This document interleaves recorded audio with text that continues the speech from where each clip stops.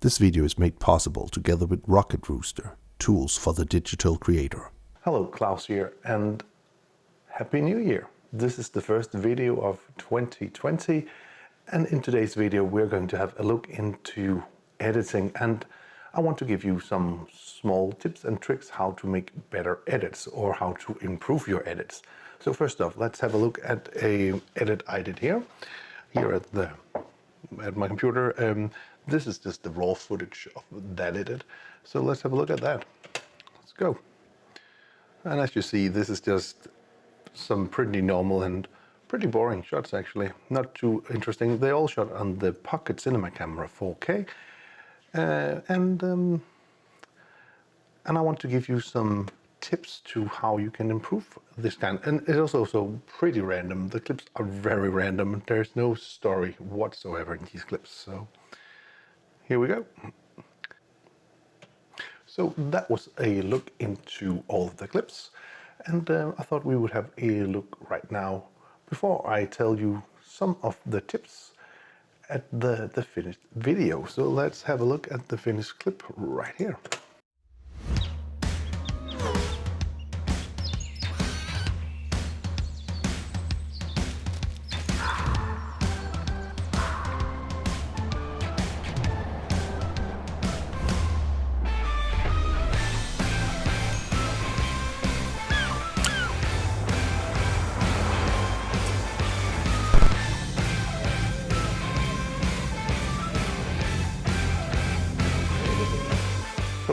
Tip number one is to add widescreen bars to your footage.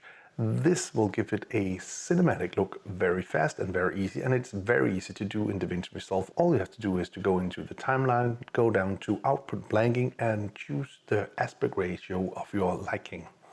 Tip number two, add movements to your shot, especially if you are using a tripod.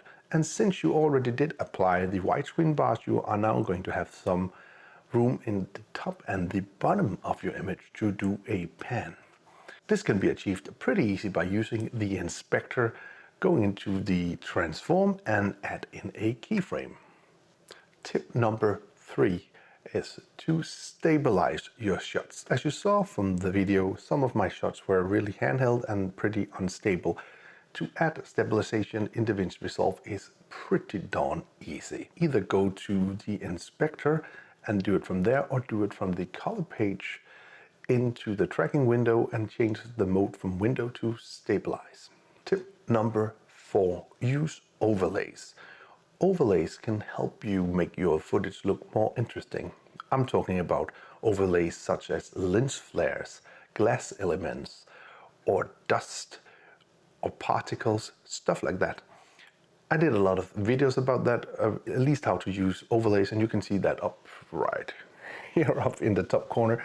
I used the stuff from Rocket Rooster, and you can have a look at that as well. If you are looking for lens flares and you don't want to use the one from Rocket Rooster, you can make them yourself with the camera very easily. Just take off the cap and let some light into your sensor and then play around with the cap, and you will have some beautiful lens flare done by yourself.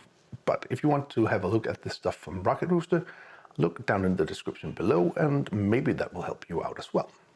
Tip number five to make your edits more interesting is use music. I am using music from Soundstripe, and I did actually do a video about Soundstripe. So if you want to learn more about Soundstripe, it will be up here, up in the corner.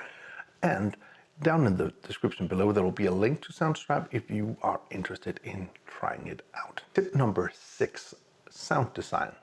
Use time to make your videos have a unique sound. Sound are everywhere, and if there is a movement in your shots and it just does not have a sound, it should be there. So use time on creating a soundscape because it will bring your videos to life. And you can also use sounds to make a story in your videos, even though there are no stories at the shots. So just keep that in mind. If you want to have a more detailed thing about making your own sound, there is a video up here in the corner. And again, if I need sounds and I don't have time to make them myself, I am using Soundstripe because they do have an FX library as well you can use, so you can also check that down in the description below. Tip number 7, give your video a unique look by making a color grade. If you do not have the time to do a color grade yourself from scratch, even though I would recommend that you do that, try to use LUTs. Again, I did a video about using LUTs right up here in the corner. All the LUTs are from Rocket Rooster. And if you are interested in LUTs, take a look down in the description below. If you're interested in some basic color grading stuff, check some of my older videos because I did do a bunch of videos about color grading. And here for the last tip, tip number 8, add graphical elements into your videos. Things like lower thirds, text fonts, all of those things, even transitions which have some kind of graphic inside of that would be pretty helpful. So if you're interested in learning how to make your own lower thirds inside of Fusion, there will be a link up here in the top corner.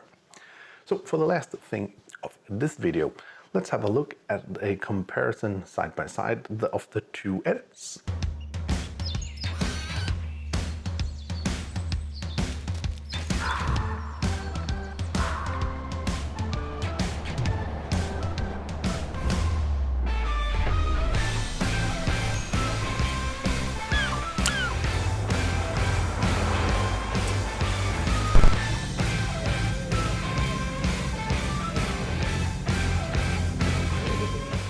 Anyway, I do hope you found this video useful. If you did, please hit that subscribe button, give the video a like, share it with your friends if you think it will help them out, and if you want to be notified every time there's a new video on the channel, please hit that bell icon down in the corner. Until next time, keep filming, keep learning, and keep sharing.